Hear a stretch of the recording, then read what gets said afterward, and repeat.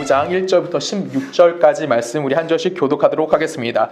늙은이를 꾸짖지 말고 권하되 아버지께서 하듯하며 젊은 이들에게는 형제에게 하듯하고 늙은 여자에게는 어머니에게 하듯하며 젊은 여자에게는 온전히 깨끗함으로 자매에게 하듯하라. 참 과부인 과부를 존대하라. 만일 어떤 과부에게 자녀나 손자들이 있거든 그들로 먼저 자기 집에서 효를 행하여 부모에게 보답하기를 배우게 하라. 이것이 하나님 앞에 받으실 만한 것이니라. 참 과부로서 외로운 자는 하나님께 소망을 두어 주야로 항상 간구와 기도를 하거니와 장락을 좋아하는 자는 살았으나 죽었느니라. 내가 또한 이것을 명하여 그들로 책망을 받을 것이 없게 하라. 누구든지 자기 신족 특히 자기 가족을 돌보지 아니하면 믿음을 배반한 자요 불신자보다 더 악한 자니라. 과부로 명부에 올릴 자는 나이가 60이 덜 되지 아니하고 한 남편의 아내였던 자로서 선한 행실의 증거가 있어 혹은 자녀를 양육하며 혹은 나그네를 대접하며 혹은 성도들의 발을 씻으며 혹은 환난당한 자들을 구제하며 혹은 모든 선한 일을 행한 자라야 할 것이요. 젊은 과부는 올리지 말지니 이는 정욕으로 그리스도를 배반할 때에 시집가고자 함이니 처음 믿음을 저버렸으므로 정죄를 받느니라. 또 그들은 게으름을 익혀 집집으로 돌아다니고 게으를 뿐 아니라 쓸데없는 말을 하며 일을 만들며 마땅히 아니할 말을 하나니 그러므로 젊은이는 시집가서 아이를 낳고 집을 다스리고 대적에게 비방할 기회를 조금도 주지 말기를 원하노라. 이미 사탄에게 돌아간 자들도 있도다. 만일 믿는 여자에게 과부 친척이 있거든 자기가 도와주고 교회가 짐지지 않게 하라. 이는 참 과부를 도와주게 하려 함이라. 아멘. 함께 기도하겠습니다. 하나님 감사합니다. 하나님 우리를 불러주셨고 우리를 사랑하여 주시니 너무나 감사합니다. 하나님 우리가 이제 말씀 듣습니다. 전하는 자 듣는 자 모두 겸손하게 하나님의 말씀을 받게 하여 주시고 하나님 우리가 받음에 멈추는 것이 아닌 하나님의 백성으로서 이 땅 가운데 잘 살아낼 수 있는 힘이 될 수 있는 복된 말씀 되게 하실 걸 믿사오며 살아계신 예수 그리스도 이름으로 감사하며 기도했습니다. 아멘. 오늘 본문은 우리가 쉽게 접하지 못했던 내용입니다. 왜 그러냐면 우선 기본적으로 나오는 두 개의 단어가 있죠. 참 과부와 젊은 과부. 그래서 왠지 모르게 과부와 관련된 얘기입니다. 여러분 과부가 우리 중에는 아직 없어요. 근데 이거는 그냥 우리가 그냥 눈으로 보이는 과부에 관련된 이야기를 하는 것은 아니라는 건 여러분들 이제 눈으로 읽었기 때문에 알 겁니다. 왜 그러냐면 5절만 봐도 참 과부라는 표현이 나오면서 그 과부는 어떤 자라고 되어 있냐면 외로운 자라고 끝나는 것이 아니라 외로운 자이면서 뭐 한다고 되어 있습니까? 하나님께 소망을 둔 자다라는 표현이 나와요. 그렇죠? 그리고 젊은 과부는 13절에 어떻게 표현하냐면 게으름을 익혀 집집이 돌아다니고 게으를 뿐만 아니라 쓸데없는 말을 하며 일을 만들며 마땅히 아니할 만을 하는 자들. 이런 식으로 그 이야기가 나옵니다. 그렇다면 이 과부라고 이야기하는 것, 젊은 과부나 참 과부는 어떤 나이를 제한을 두고 나이를 기점으로 해가지고 나누는 것이 아니라는 것을 우리들에게 이야기하고 있다는 것을 여러분 다들 눈으로 읽으면서 다들 이해하셨으리라고 생각합니다. 초대교회 때 분명히 교회 안에 과부들이 존재했습니다. 좀 교회 안에 홀로된 사람들이 있었고 교회가 그들을 도왔던 내용들이 분명히 기록되어져 있습니다. 그래서 과부의 명부를 만들어서 그들이 교회가 재정적으로 도왔을 뿐만 아니라 그들에게 어떠한 일할 수 있는 기회를 제공해줬어요. 오늘날을 생각하면 뭐를 생각할 수 있을까요? 오늘날 권사님들의 역할이 이 과부들이 했던 역할이 아닐까? 왜 그럴까요? 아까 읽었던 5절 같은 경우는 뭐라고 되어 있습니까? 5절 같은 데 보면은 주야로 항상 간구와 기도를 하는 자들. 그쵸? 주야로 항상 기도와 간구를 하는 자들은 뭐 하는 자들이에요? 우리 권사님들이 그런 거 많이 하시죠. 그래서 그런 모습들이 이제 나타나는 것이 있지 않았을까라는 생각을 해볼 수 있습니다. 근데 정확하게 이들이 어떤 일을 했는지는 우리가 알 수 있을까요? 없을까요? 알 수 없습니다. 성경이 정확하게 기록되어 있지 않기 때문에 알 수 없고요. 특히 이 디모데 전서 같은 경우는 뭘 가장 중요하게 이야기하고 있죠? 바울이 디모데에게 교회를 다스리기 위해서, 교회를 성장시키고 교회를 지키기 위해서 뭐하는 권면하는 내용이 나오는 거예요. 특히 디모데 전서 같은 경우는 뭘 권면하고 있습니까? 거짓 가르침을 하고 있는 거짓 교사들을 주의해야 함에 대해서 강조하고 있다는 거죠. 그러면 그들이 그렇게 강조함을 통해서 뭘 하는 겁니까? 그들이 교회를 지킬 수 있도록 디모데가 교회를 지키고 또 하나님의 말씀을 지키고 교인들의 신앙 훈련을 제대로 시킬 수 있는 방법이 무엇인지를 설명하기 위해서 디모데 전후서가 쓰여졌다는 거예요. 그러면 여기서 나오는 과부가 어떤지 이거에 대해서 정확하게 우리가 굳이 알 수 있는 내용은 없다라는 겁니다. 특히 이제 5장 9절에 보면 또 이렇게 표현되어 있어요. 제가 있습니다. 과부로 명부에 올릴 자는 나이가 60이 덜 되지 아니하고라는 표현이 나와요. 그럼 과부의 나이는 몇 살이라고 돼야 돼요? 최소? 60살 이상이 되어야 한다라고 생각될 수도 있습니다. 그렇죠? 그러면 여기서는 분명히 이 구절을 보면 젊은 과부와 참 과부의 기준점이 뭐로 되어 있는 것 같아요? 나이로 되어 있는 것처럼 보입니다. 근데 아까 우리가 5절의 말씀 읽었던 것처럼 5절은 그렇게 이야기하지 않아요. 자, 첫 번째로 참과부는 뭐라고 되어 있습니까? 5절에는 참과부로서 외로운 자는 이라고 표현되어 있어요. 그리고 그 사람이 어떻대요? 하나님께 소망을 두며 주야로 항상 간구와 기도를 하거니와 라는 표현이 나옵니다. 그러면 참 과부는 첫 번째로 어떤 자여야 되는 거냐면 외로운 자라고 되어져 있다라는 겁니다. 외롭다라는 것이 어떤 걸까요? 이 외롭다라는 것이 어떤 자로 그 헬라어로 어떻게 쓰였냐면 메네라고 쓰여져 있고, 이 메노메네는 홀로라는 뜻 갖고 있는 노모스의 완료 수동태입니다.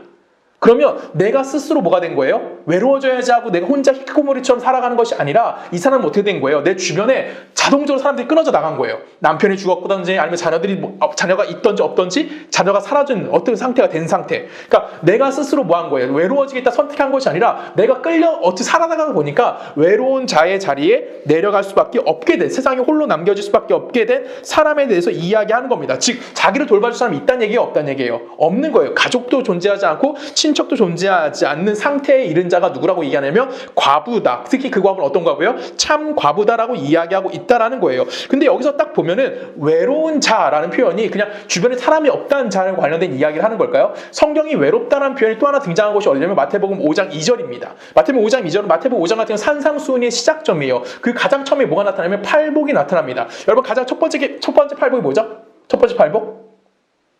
심령이 가난한 자. 그래서 5장 3절부터 심령이 가난한 자는 쭉 나옵니다. 심령이 가난하다는 건 뭘까요?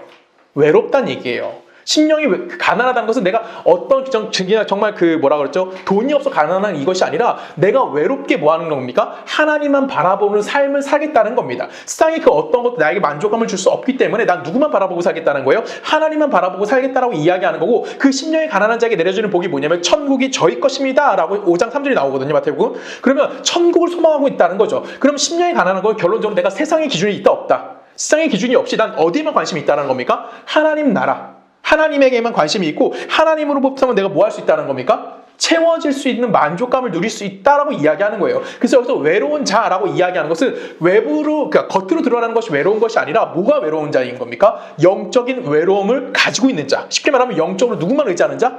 오직 하나님만을 의지하고 있는 자. 를 뭐라고 표현하는 거예요? 여기서 말하는 참 과부의 첫 번째 조건을 우리에게 이야기해주고 있다는 거예요. 그러면 내 영혼을 누구로부터 만족할 수 있다는 거예요? 하나님으로부터 만족할 수 있다는 것을 인식하고자 하는 거. 그래서 참 과부가 등장하는 겁니다. 여러분은 누구로 만족하고 계십니까? 라고 질문을 던지는 거죠. 여러분 참 과부이십니까? 이런 질문이 나올 수 있는 거예요. 예. 이렇게 함을 통해서 우리가 내 스스로가 외로움이 무엇인지, 하나님만을 의지하는 삶이 무엇인지를 고민하게끔 만들어주기 위해서 오늘 우리에게 참 과부를 권면하고 있는 겁니다. 그래서 여러분 생각해 볼까요? 세상적인 가치와 신앙적 가치는 항상 충돌이 이루어집니다. 그렇죠? 이 충돌이 이루어질 때 누가 이길까요? 우리 인간 사회 안에선 세상적 가치가 이길까요? 신앙적 가치가 이길까요? 세상적 가치가 이겨요. 대표적으로 교회 안에서만 생각해도 우리 너무나 쉽게 이런 환경을 볼 수 있습니다. 여러분 정말 죄송하지만 제가 가끔씩 얘기 드리는 거긴 하지만 교회에서 발언권을 누가 가장 셉니까? 장로님들이죠. 교회에서 가장 발언권 세신 분들은 장로님이에요. 교회 장로가 되려면 뭐 해야 되죠? 11조만 한다고 될까요? 아니에요. 정말 미안하지만 그렇게 돼서 장로님도 계시긴 해요.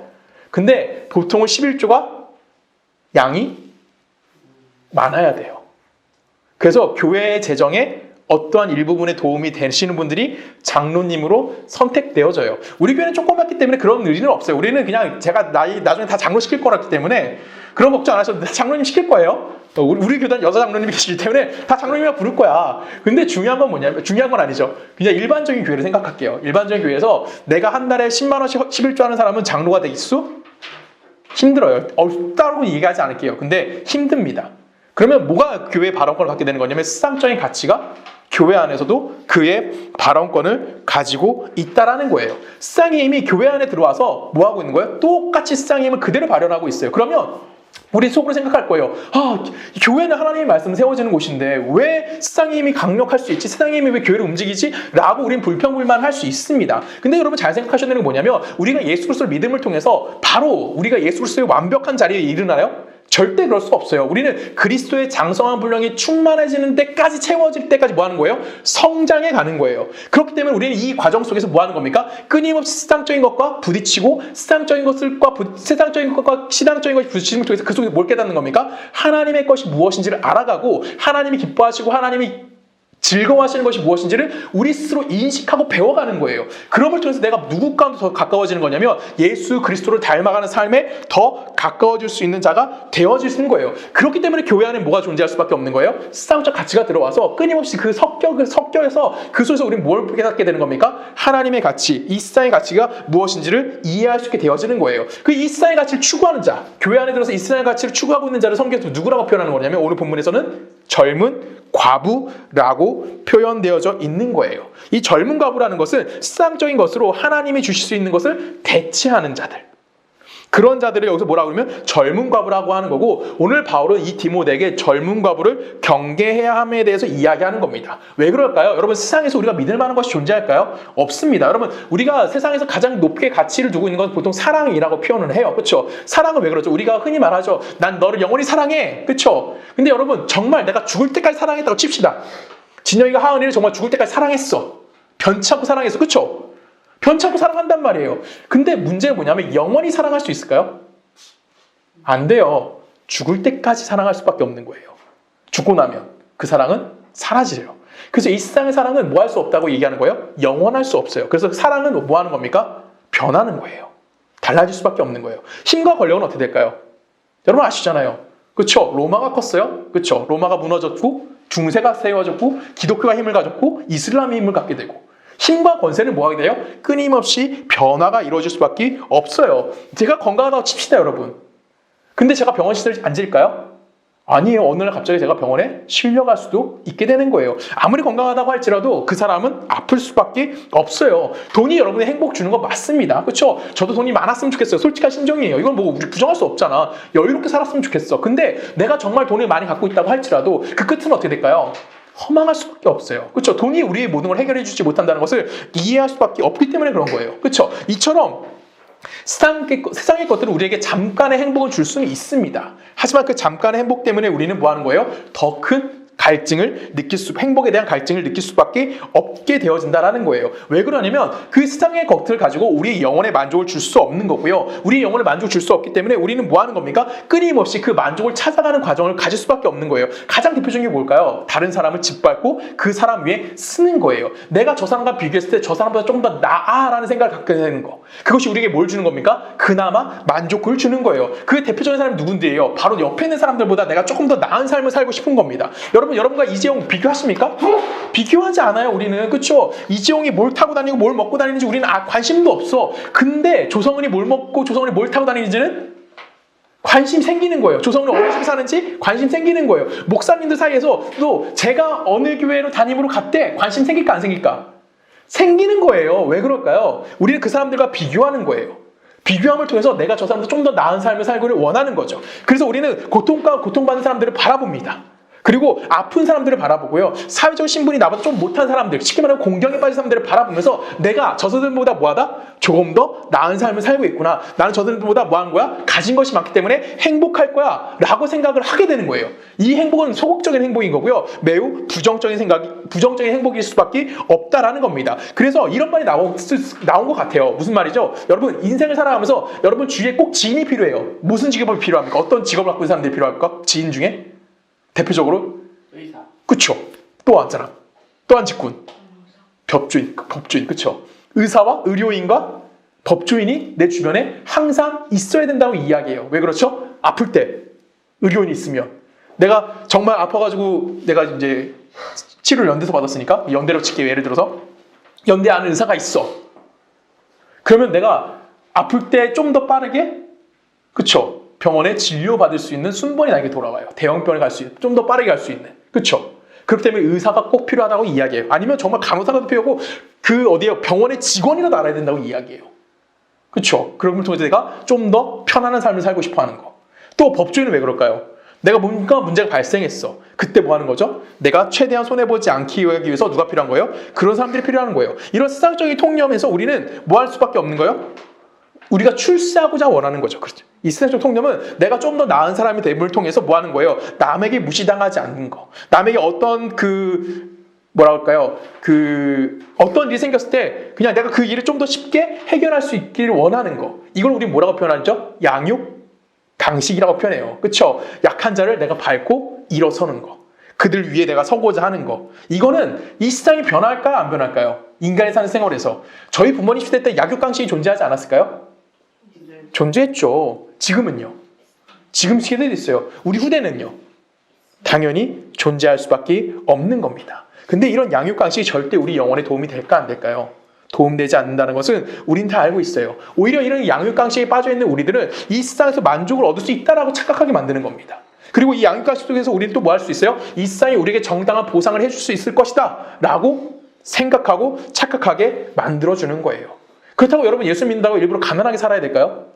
아니에요. 여러분 예수 믿는다고 일부러 좀 아프면 살아야 될까요? 그런 얘기를 하는 것이 아닙니다. 우리가 뭐 해야 되는 거예요? 이런 양육강식이라는 세상의 방식 속에서 우리는 뭐 해야 되는 거예요? 깨어 있어야 한다라는 거예요. 그래서 세상이 우리에게 주는 어떤 결과를 바라보는 것이 아니라 성경 안에서 하나님이 우리에게 이야기하는 정당한 과부로서의 노릇을 할 수 있는 것이 무엇인지를 고민할 수 있어야 되는 거예요. 만약 우리가 이런 고민하지 못한다면 우리는 여기서 말하는 과부가 될 수 있을까요? 없을까요? 과부가 될 수 없는 거예요. 우리의 신랑은 누구입니까? 예수 그리스도예요. 예수 그리스도를 만나는 그날까지 우린 예수 그리스도 안에서 하나님이 주시는 것 외에는 이 세상의 것을 통해서 어떤 만족을이나 위로를 누릴 수 없다는 것을 이해하고 그런 삶을 살아가야 함을 통해서 우리들에게 오늘 이 본문이 주어진 겁니다. 우리는 언제까지 무릎 꿇어야 되는 거예요? 하나님 앞에. 우리는 이 세상에 살아가는 동안에 항상 하나님 앞에 무릎 꿇어야 되는 거예요. 그래서 우리의 필요를 누구에게 구하는 겁니까? 하나님 앞에 구하는 거고요. 우리의 영혼을 만족시키는 분이 누구라는 걸 인정하는 거예요? 하나님 한 분이라는 사실 인정해야만 한다는 거예요. 그러면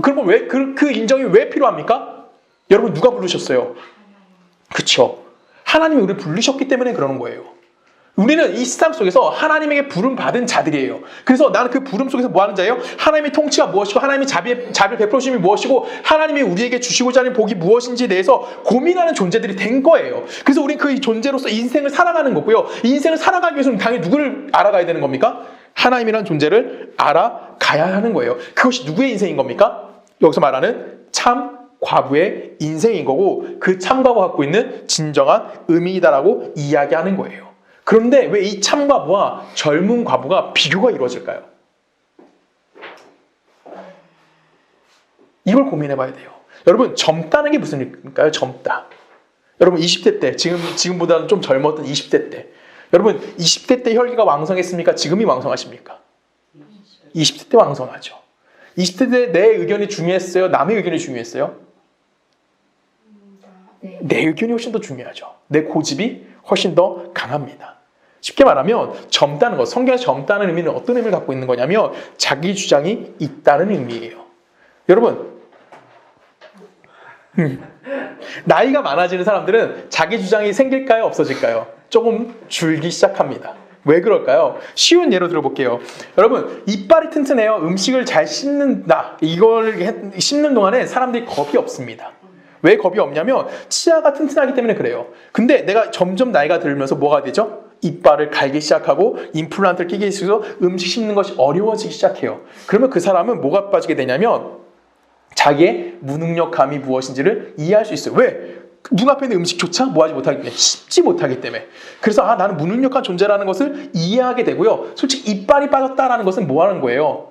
자기의 고집이 점점 꺾일 수밖에 없게 되어진다는 것을 이해할 수 있어요. 여러분 글을 읽을 때 똑같아요. 여러분 지금 제가 설교 원고를 이렇게 보고 봅니다. 대충 이렇게 보고 이 글이 보여요. 근데 점점 어떻게 될까요? 이제 이렇게 되겠죠. 이렇게 되다가 이렇게 되겠죠. 그러다가 이렇게 되겠죠.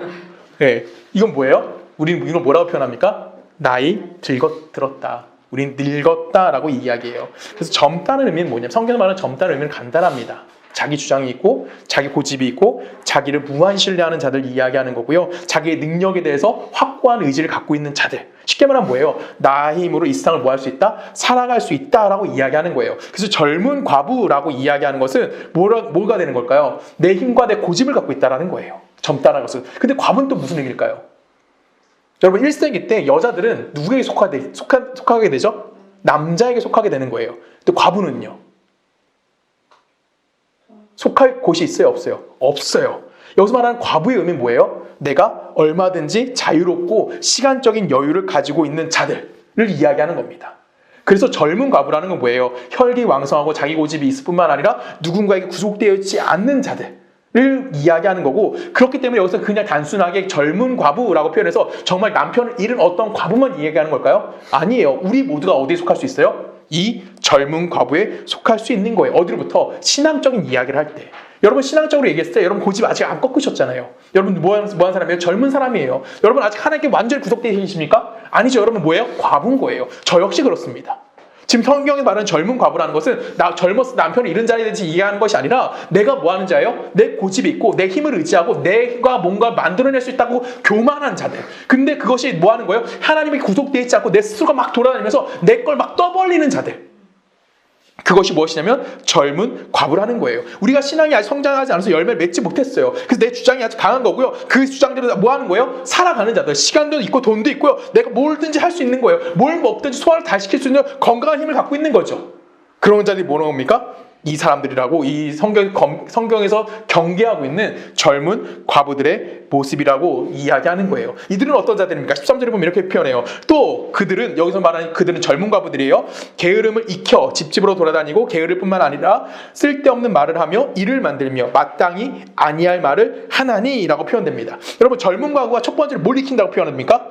게으름을 익히고 있다라는 표현이 나와요. 여러분 여기서 게으름을 익힌다라는 헬라어가 만다노신이라고 되어 있는데 이건 현재 진행형으로 써 있습니다. 그러면 이 게으름을 뭐 하고 있는 거예요? 계속해서 학습하고 있는 거예요. 이 젊다라는 것은 게으름을 끊임없이 학습하고 있는 거예요. 의도를 갖고 내가 익히고 있는 중이라는 거예요. 그럼 게으름이라는 것은 뭘까요? 그냥 집에 쑥 늘어지고 나 게으르게 누워있는 게 게으름을 얘기하는 걸까요? 그 게으름의 결과가 뭐라고 되어 있습니까? 게으름을 익혀서 쓸데없는 말을 한다라고 돼 있어요. 이 쓸데없는 말이라는 게 지금 우리나라 성경에는 이제 쓸데없는 말로 번역되어져 있지만 원래의 뜻은 이제 플루아로이라고 쓰입니다. 이 플루아로이라는 이 단어는 어떤 의미를 갖고 있냐면 물을 끓이잖아요. 그럼 거품이 막 이렇게 올라오죠. 그쵸? 이 거품이 올라오는데 이 거품이 날아가고 있는 모습을 플루아로이라고 그래요. 그럼 이게 무슨 가치가 있어 없어? 쉽게 말하면 물을 끓고 있는데 그 거품이 올라오면서 사라지잖아요. 이게 플루아로이입니다. 그러면 게으름이 뭐라는 거예요? 가치 없고 쓸데없는 일을 만드는 것이 뭐예요? 플루아로이라는 겁니다. 즉 게으름이라는 것은 플루아로이 상태를 계속해서 내가 뭐 하는 거예요? 행하고 있는 상태. 그게 게으름이라는 거예요. 그게 뭘까? 대표적으로 우리가 쓸데없이 아무 가치 없이 이야기하는 거, 말하는 거, 그게 뭐죠? 뒷담화, 그쵸? 가십, 뒷담화, 남 욕하는 거, 그쵸? 남을 비방하는 거. 이건 우리 뭐라 그래요? 이 플루아로이라는 단어가 이때 사용되는 단어입니다. 이 헬라어의 의미가 뭔지 아시겠죠?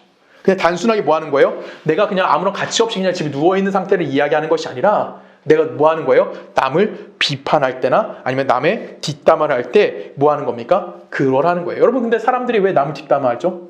그 사람이 정말 무능력하고 그 사람이 너무 안타까워하는 마음에 여러분 그 사람 뒷담화 하시죠. 그렇죠? 우리 그런 마음으로 뒷담화 하잖아요. 또 있지만 보통은 우리가 그 사람을 욕하고 싶을 때 뒷담화해요. 내가 그 사람을 욕한다는 것은 간단합니다. 뭐죠? 그 사람이 갖고 있는 실력이 내 안에 존재하지 않기 때문에 우린 그 사람을 향해서 뭐라 하죠?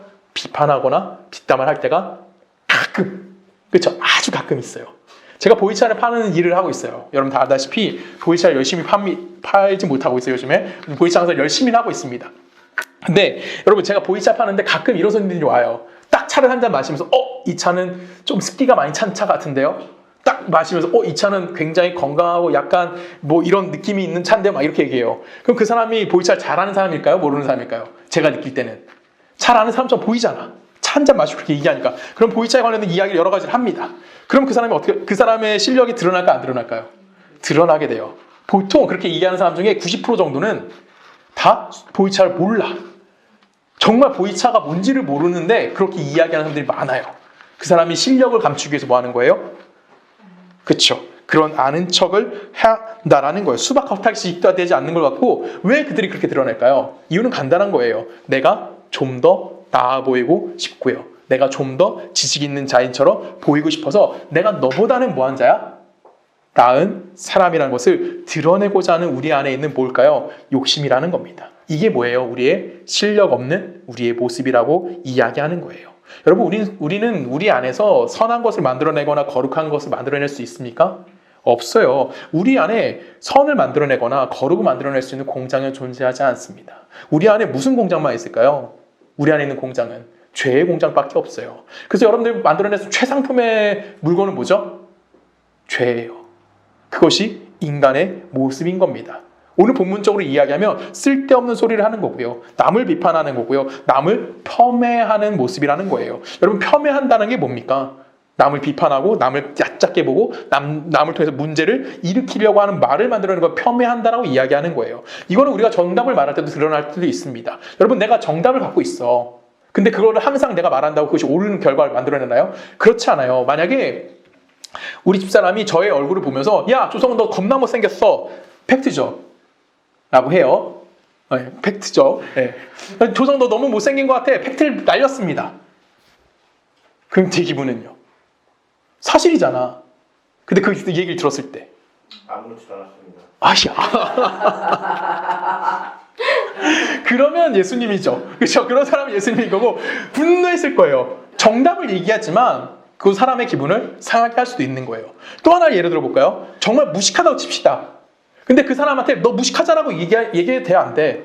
안 되는 거예요. 정답은 우리가 갖고 있어요. 근데 그것이 뭘 만들 수 있는 거예요? 분란을 만들어낼 수밖에 없는 거예요. 쉽게 생각하면 내가 누군가에게 비판한다든가 누군가의 잘못을 지적할 수 없다라는 거예요. 왜 그럴까요? 우리 안에도 뭐 할 수밖에 없는 거예요? 나는 완벽한 존재가 아니라는 거죠. 내가 완벽하지 못한 존재이기 때문에 우리 안에 실력이 존재하지 않아요. 누군가를 비판하거나 누군가에게 지적질할 수 있는 그 능력이 우리 안에 존재하지 않는다라는 거예요. 이것 역시 또한 어디서도 증명되어야 되는 거냐면 우리 신앙에서도 그대로 증명되어지고 있다라는 거예요. 오늘 성경에서 우리들에게 이야기해요. 집안일 놔두고 너 나쁜 짓 하지 마. 집안일 놔두고 너 교회 가지 마라고 이야기합니다. 집안일 놔두고 너 전도하지 말고 구제하지 말고 봉사하러 가지 말라라고 이야기해요. 이게 무슨 의미일까요? 성경에서 왜 그렇게 얘기할까요? 아니, 전도해야죠. 봉사해야죠. 교회 일 해야죠. 근데 집안일을 하고 오라는 거예요. 무슨 의미일까요, 이게? 성경 통해서 볼까요? 디모데서 5장 4절입니다. 제가 읽습니다. 만일 어떤 과부에게 자녀나 손자들이 있거든 그들로 먼저 자기 집에서 효를 행하여 부모에게 보답하기를 배우게 하라. 이것이 하나님 앞에 받으실 만한 것이니라 라고 이야기합니다. 여러분, 뭐라고 얘기하고 있어요? 과부가 손자와 자녀가 있다면 뭐 하래요? 자기 집에서 효를 행하는 것을 가르치래요. 교회에 와서 예배 드리는 걸 가르치는 것이 아니라 공동체에서 내가 어떻게 행동하는 걸 가르치는 것이 아니라 먼저 누굴 가르치라고요? 그러니까 네가 할 일, 네 가정을 돌보라는 거예요. 왜 그럴까요? 우리는 큰 명분에 잠깐만 자기를 숨겨버려요. 내가 해야 될 책임을 넘겨버려요. 하나님 이 땅에 평안을 주십시오. 하나님 이 세상을 우리에게 주십시오. 하나님 북한이 통일될 수 있도록 우리에게 뭐 엄청난 힘을 주십시오. 우리는 그럼 뭐 하라고 하죠? 그 뒤로 숨어버리고 내가 해야 될 일을 할까 안 할까? 하지 않아요. 근데 성경은 끊임없이 우리에게 뭘 강조하는 겁니까? 먼저 내 부모를 먼저 뭐 해라? 잘 모셔라. 그것이 너의 책임이다. 단순히 부모만 얘기하는 걸까요? 형제 간에도 이해가 되는 거고요. 여러분, 회사 가서도 뭐 해야 되는 거예요? 책임감을 가져야 되는 거고요. 사회적 책임도 우리는 책임져 져야 되는 거예요. 뿐만 아니죠. 교회 안에 와서도 우리가 지어야 되는 책임도 가져야 하는 거예요. 계속해서 얘기합니다. 8절 말씀 볼까요? 8절에 보면 누구든지 자기 친족, 특히 자기 가족을 돌보지 아니하며 믿음을 배반한 자요. 무섭죠. 교회 열심히 오면 가족을 불화를 일으키는 자, 뭐한 자? 배반한 자. 거기서 끝나지 않아요. 얼마나 더 강하게 얘기하냐면 불신자, 하나님을 모르는 자들보다 더 뭐하는 자래요? 악한 자이니라. 여러분, 예수 믿는 게 이런 거라고요. 예수 믿는 거는 뭐 하는 거예요? 내가 해야 될 일을 먼저 하는 거예요. 교회에 와서 예배 드리는 게 예수 믿는 자가 아니에요. 여러분, 제가 종종 얘기하죠. 여러분, 주일날 예배 드리지 못하는 회사를 출근하게 됐어. 거기 직장을 구했어. 그럼 여러분 뭐 하셔야 돼요? 교회 오셔야 돼요? 직장 가셔야 돼요? 직장 가야죠. 언제 예배 드리면 돼 그럼? 시간 될 때 예배 드리면 되는 거예요. 요즘 얼마나 감사해. 인터넷 보면 넘치는 게 예배야. 그 중에 하나 갖고 예배 드리면 되는 거예요. 내가 주일날 교회에 올 수 있는 직장을 놓고 기도하는 건 맞아. 근데 그렇지 못한 상황이라면 난 뭐 해야 되는 거야?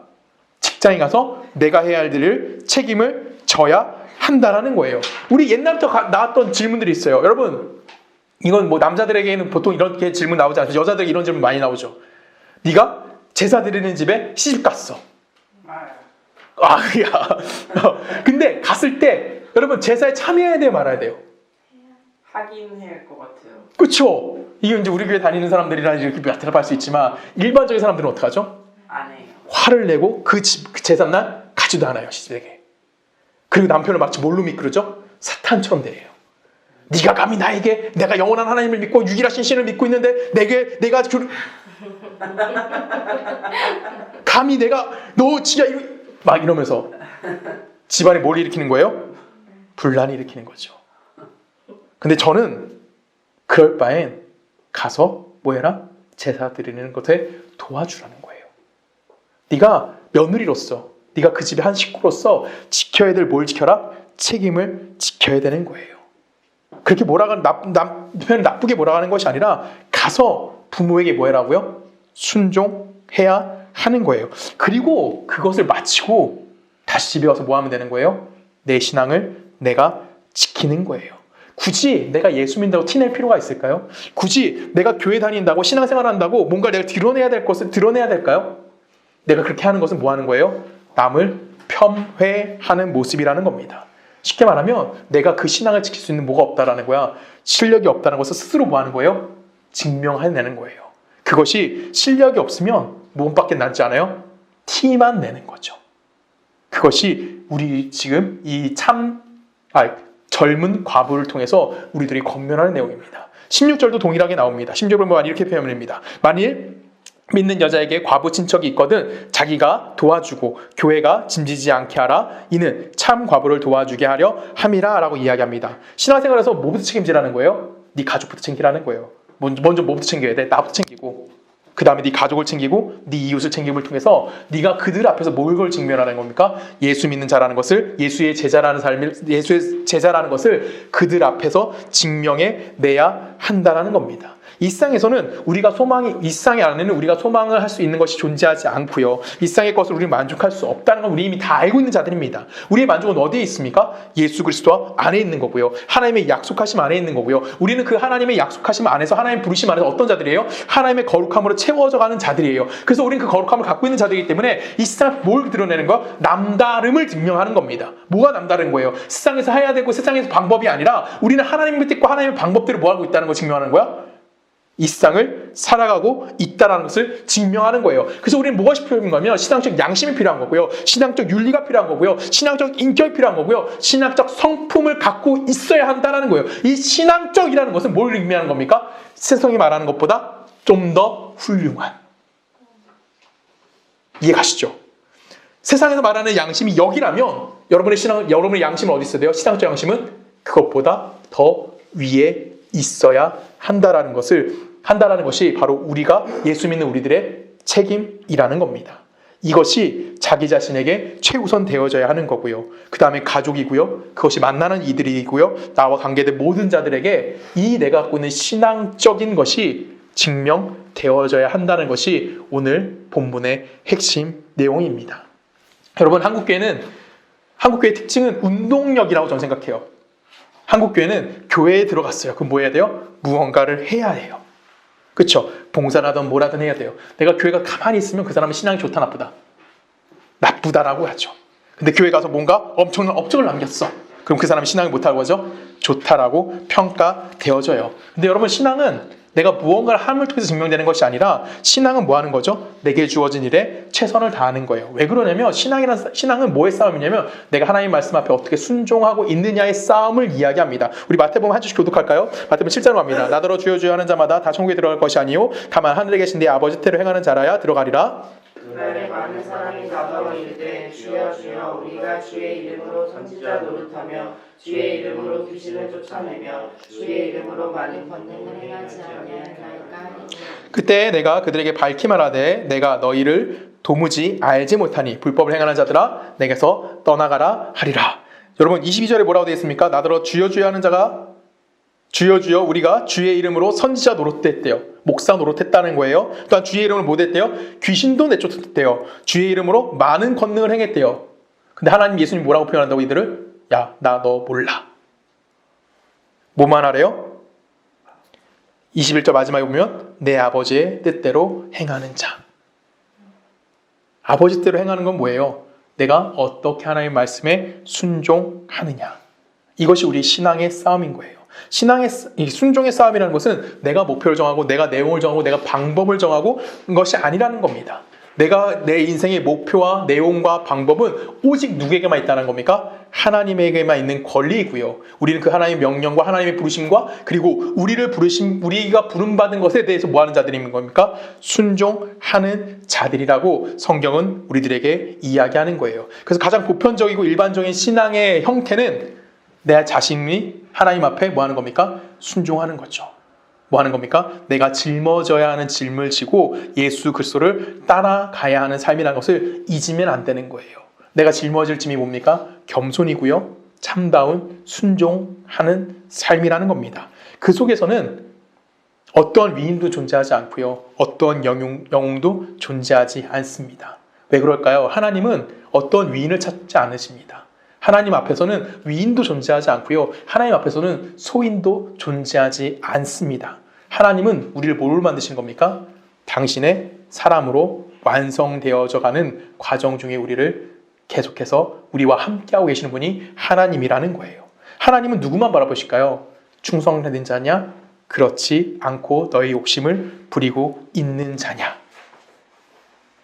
여러분 하나님 앞에 어떤 자들이십니까? 충성된 자들이십니까? 여러분 하나님 앞에 아직도 내 욕심을 갖고 있는 젊은 과부와 같은 자들이십니까?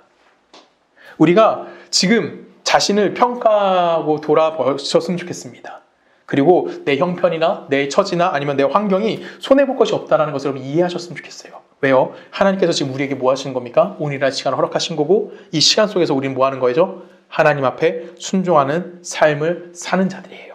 오늘 지금 이 시간이 우린 뭔 겁니까? 하나님의 사람으로서 삶을 살아내고 있는 중인 겁니다. 하나님이 그런 사람들 통해서 뭘 이루시는 거냐면 당신의 뜻을 이루시는 거고요. 우리 이 당신의 뜻이 이루어진 걸 뭐라고 표현합니까? 기적이라고 표현하는 거예요. 왜요? 전능하신 하나님, 신적 하나님, 무한하신 하나님이 유한한 인간에게 당신의 뜻을 이루어 가시기 때문에. 그리고 우리 인간에게 뭘 담으신 겁니까? 당신의 영광을 담으시는 거고요. 당신의 어떠하심을 우리를 통해서 이 세상의 본이 되게 하신다는 거예요. 이것이 그리스도인들이 갖고 있는 복이라는 것을 여러분이 꼭 기억하셨으면 좋겠습니다. 오늘 여러분 이 말씀을 통해서 하나님 앞에 충성된 자의 삶을 살기를 소원하는 자들 날이 됐으면 좋겠습니다. 우리 수성교회 새 자리로 왔습니다. 우리 여기서 하나님의 말씀에 더 충성할 수 있는 자들 되기 원합니다. 더 순종할 수 있는 자들 되기를 원합니다. 그래서 2024년 앞으로 이곳에 우리가 얼마나 더 있을지 모르겠지만 있는 그날까지 하나님 앞에 더 충성하고 하나님의 백성으로서 기뻐하고 감사할 수 있는 우리 모두가 되기를 주님의 이름으로 간절히 부탁드립니다. 우리 함께 기도하시겠습니다. 사랑의 말씀 아버지 하나님 감사합니다. 하나님이 우리를 사랑하시고 우리를 복되게 인도하셨기에 오늘 우리가 이 자리에 하나님 앞에 예배할 수 있게 인도하시니 너무나 감사합니다. 하나님, 우리가 참 과부로서의 삶을 살기 원합니다. 하나님의 말씀에 순종하고 하나님의 뜻을 이루기 위하여 그리스도의 장성한 분량에 이를 수 있는 우리 모두가 되어줄 수 있도록 주님께서 인도하여 주시옵소서. 우리가 외롭게 살기 원합니다. 하나님, 내가 영적으로 하나님만을 바라보며 이 세상의 만족이 아닌 하나님으로부터 오는 것으로 만족할 수 있는 우리 모두의 삶이 되어줄 수 있도록 우리와 함께하여 주시옵소서. 이제는 우리 주 예수 그리스도의 은혜와 성부 하나님의 사랑과 성령님의 내주되심이 하나님 백성으로서 이 땅의 만족이 아닌 하나님을 통해서 만족하기를 소원하는 우리 서초동네교회 모든 성도님들의 삶과 그들의 가정과 그들의 직장과 그들이 살고 있는 모든 나라 가운데 지금부터 영원히 함께 하시기를 간절히 축원하옵나이다.